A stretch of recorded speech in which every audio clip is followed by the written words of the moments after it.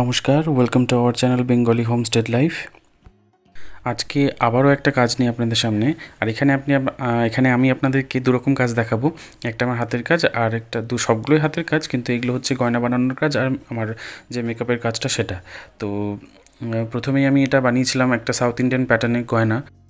আর এটা একটা রূপসজ্জার গয়না, মানে ওদের কম্পিটিশন ছিল স্কুলের কোনো একটা প্রোগ্রামে, তার জন্য আমাকে অর্ডার করা হয়। আর ওরা বরাবর আমার কাছেই সাজে, তো যার জন্য ওদের জন্যই গয়নাটা তৈরি করেছিলাম। তো কেমন হয়েছে জানাবেন। আর এখানে দু রকম গয়নার মিক্সিং আছে, আপনারা হয়তো বুঝতেই পারছেন না, একটা আমার হাতে তৈরি করা আর একটা কেনা, যেটা ঠাকুরের জন্য ইউজ করা হয়। আর এরপরেই আসি আমি, সকালে আমার একটা কাজ ছিল ওকে সাজাতে। ওর নাম উপদ্রিতি মল্লিক। খুব মিষ্টি একটা মেয়ে, খুব ভালো আর খুব মিষ্টি লাগছিল ওই দিন দেখতে ওকে। ও বরাবর আমার কাছে সাজে যে কোনো কম্পিটিশন যা কিছু থাকে। তো এই দিন ওর রবীন্দ্রনৃত্য ছিল, আরেকটা ডান্স ছিল যেটার জন্য ও পরে রেডি হয়েছিল, ওর মা রেডি করে দিয়েছিল, আমি প্রথমে ওকে রেডি করে দিয়ে চলে আসি। তো ও একটা খুব মিষ্টি মেয়ে, খুব ভালো মেয়ে, আর সত্যি খুব ভালো লাগছিল ওর সাথে কাজ করে।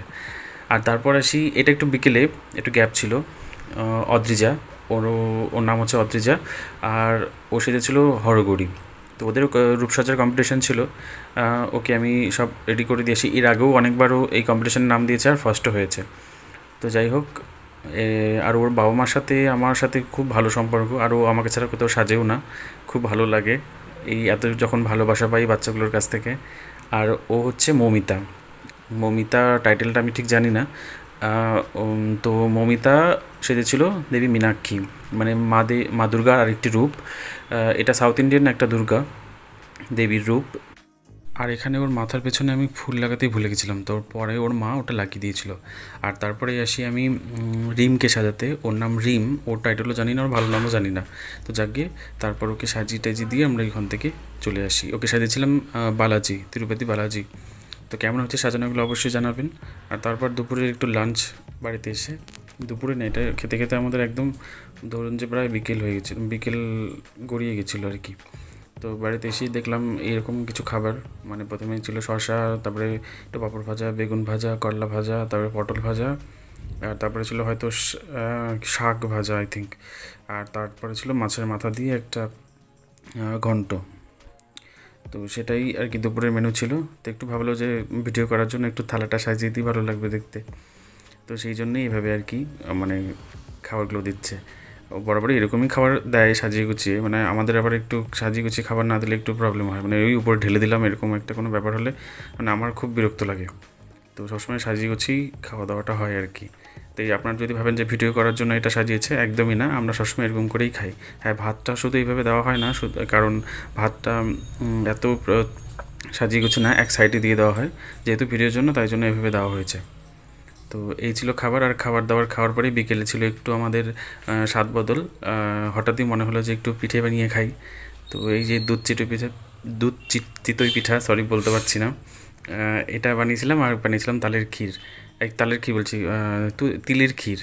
আর তারপর অ্যাজ ইউজুয়াল মেলা আসে, মেলাতে যাই, মেলাতে গিয়ে একটু আনন্দ, মানে প্রথমেই আমরা টিকিট কেটে তারপর ঢোকার পরেই দেখছেন এখানে বাংলাদেশের কিছু কাঠের জিনিস তৈরি। আর মেলায় যাওয়ার পরে না, এইটা আমার সবথেকে পছন্দের একটা জিনিস, মানে এই যে ফুল গাছপাতা এগুলো এত ভালো লাগে দেখতে। কিন্তু আমরা কিছুই নিইনি, কারণ বাড়িতে জায়গা নেই এত রাখার মতো। তো দেখে দেখে চলে আসছিলাম আর কি। আর এখানে ছিল বাংলাদেশের কিছু শাড়ি, মানে অসাধারণ ছিল।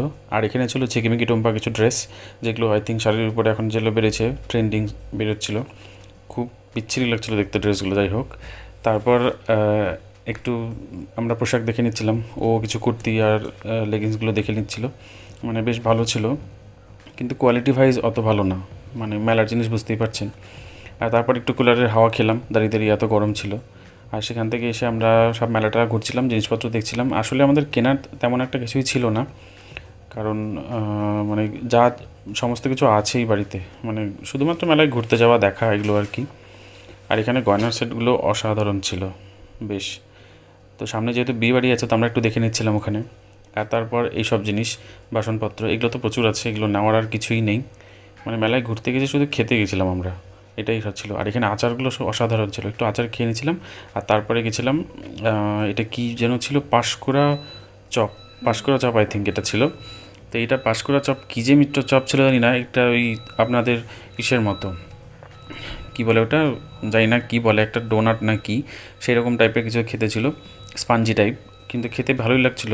কিন্তু এত টাকা নিচ্ছিলো, কিন্তু দিচ্ছিলো মাত্র 3টা করে। তখন একটু খারাপ লাগলো যে এত দাম নিচ্ছে, তো একটু বেশি দিতে পারে। তো এইগুলো একটু খারাপ লাগে মেলার ভেতরে। আর মেলার ভেতরে কী বলুন তো, গতবার যে দামে দেখেছিলাম এবার থেকে তার ডবল দাম।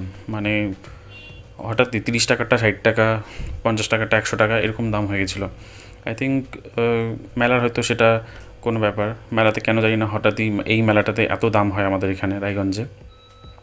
তো তারপর আস্তে আস্তে আমরা দেখি এই একটা জিনিস, এটা নতুনত্ব ছিল আমাদের রায়গঞ্জে।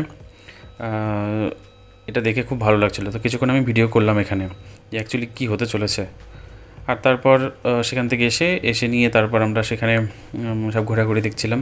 আর এই যে নাগরদোলনাটা দেখেছেন, গতবার আপনাদের গল্প শুনেছিলাম একজন পড়ে গেছিলো। আর এখানে দেখছিলাম দুটো বাচ্চা এখানে খেলছিল, তার সাথে সাথে তার মাও খেলছিল। মানে অ্যাকচুয়ালি তার মা গেছিলো, তার কারণ বাচ্চাটা যাতে কোনোভাবে পড়ে টরে না যায়, তার জন্য মা সাপোর্ট নেওয়ার জন্য সেখানে ছিল। প্রথমে ভেবেছিলাম যে মাটাও হয়তো ওখানে খেলতে গেছে, ধরো একটু হাসাহাসি হচ্ছিল, বেশ মজা লাগছিলো। কিন্তু পরে বুঝলাম যে না, বাচ্চাটাকে সাপোর্ট দেওয়ার জন্যই সেখানে গেছিলো আর কি।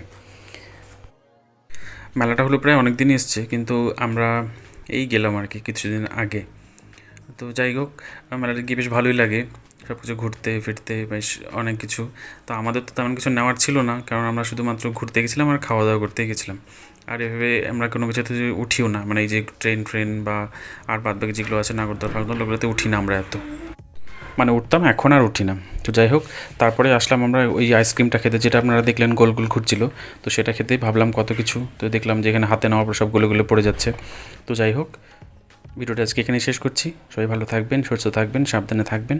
আর ভিডিওটি কেমন লাগলো অবশ্যই কমেন্টের মাধ্যমে জানাবেন। ধন্যবাদ।